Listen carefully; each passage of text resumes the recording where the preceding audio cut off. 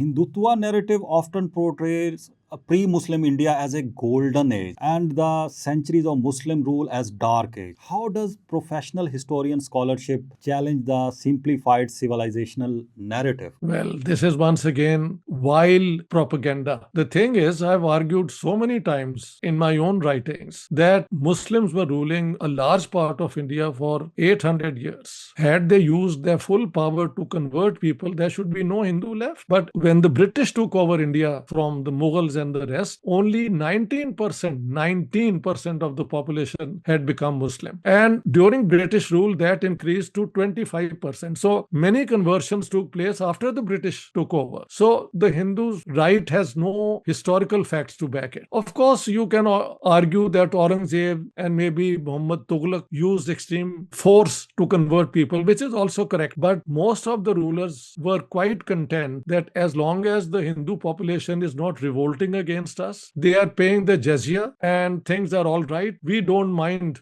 things going on as they are. So saying that the Muslim rule was dark ages and the Hindu period was a great one is of course ideological. It's not factual. Because what was the Hindu period? There was once a Hindu India, then it became a Buddhist India. And during the time of Ashoka and all, Buddhism became the main religion. Then there was a Hindu revival and all the Buddhists either disappeared or they were reconverted to Hinduism. So Hinduism oppressed the Buddhists as much as maybe one can say when India became Buddhist, they oppressed the Hindus. And then you come to the Muslim period. And I have also quoted that Muhammad bin Qasim, when he conquered Sindh, he had a problem. That there is a Quranic verse that if Jews and Christians and Sabians, if they accept defeat and they agree to pay jizya, leave them alone. They can follow their own religion and they can carry on with their business. Okay? So, in the case of Sindh now, the population was either Hindu or Buddhist and some Jains. So, he wrote to the people in Damascus, which was the capital of the Umayyad Caliphate, asking the Fuqaha to give a ruling on this. And the ruling they gave was a very enlightened one, that let the Hindus and the rest follow their religion as long as they pay jizya. Don't destroy their religious places. They can repair them and they can continue with their religion. And I think that has been the basis for the relationship, that as long as the non-Muslims were paying jizya, the rulers did not mind them continuing with their religion. And I think 2 or 3 times the jizya was even removed. Akbar did it, for example. Earlier on, I think during the Tughlaq period also it was removed. But most of the time, things were normal. And during the Mughal period, if you look at the revenue system, the main architect was Raja Todarmal. The revenue system which India and Pakistan inherited and the British continued more or less was done by a Hindu serving in the Mughal Empire. And Kashmiri Brahmins, and there is a caste of Hindus called Kayas. Kayas are also people who keep a record, clerks and so on. They were all serving in the Mughal Empire in the offices. And the Mughal army had Rajput generals leading all the campaigns, not all the campaigns, but many of the campaigns. So if you look at the record, there is no basis to claim that the Muslim rule was a dark period, that they took away Hinduism from the people. And Hinduism had the worst type of social order, which is the caste system.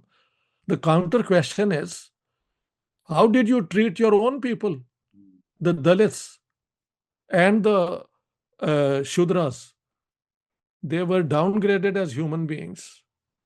So is the Indian period an enlightened one? Not at all. The Muslim period also has its problems, and so does the British period.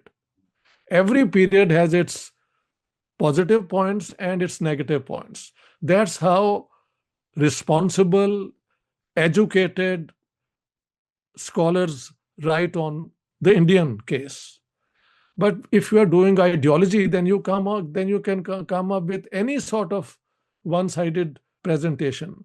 Don't we say that Pakistan came into being when Muhammad bin Qasim took over Sindh? Isn't that what is taught in our Pakistan studies?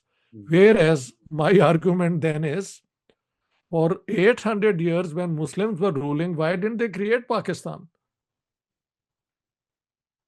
So creating Pakistan, not creating Pakistan is a 20th century issue as a result of the British being the main rulers, and both Muslims and Hindus then vying with each other for British patronage. That's the background. Okay, so a question is coming into my mind that yesterday I was discussing about the impacts of AI, and a case came in front of us that AI, some models of AI, were trying to erase old scripture or books in particular place. So when I see this in Indian case, the way they are trying to portray Hinduism and Hindutva as the ideology, and they are trying to erase the history of Muslim rulers. How do you see this? That if you erase the history, how would you be able to make the sense of the present? What they are actually trying to do? Well, I think these are acts of desperation. This is not the acts of a confident ruling party. Hmm. It knows the facts are against what they are doing. Let me give an example. Hmm. In the 1937 election, the Hindu Mahasabha, which is the precursor to the BJP, by the way. Remember, the RSS was never a political party which contested elections. So, during the colonial period, it was Hindu Mahasabha. In the 1937 elections, whereas the Congress won 930 seats or whatever out of 1500 general seats, the Hindu Mahasabha won only 3 seats. Then in the 1946, which is the last election, once again, the main winner overwhelmingly was the Congress for the general vote. The Congress, by the way, never contested for the Hindu vote. They contested for anyone who could vote for them. Okay? And the Hindu Mahasabha once again won only 3 seats. So before India became independent, Hindu right wing was a marginal tendency.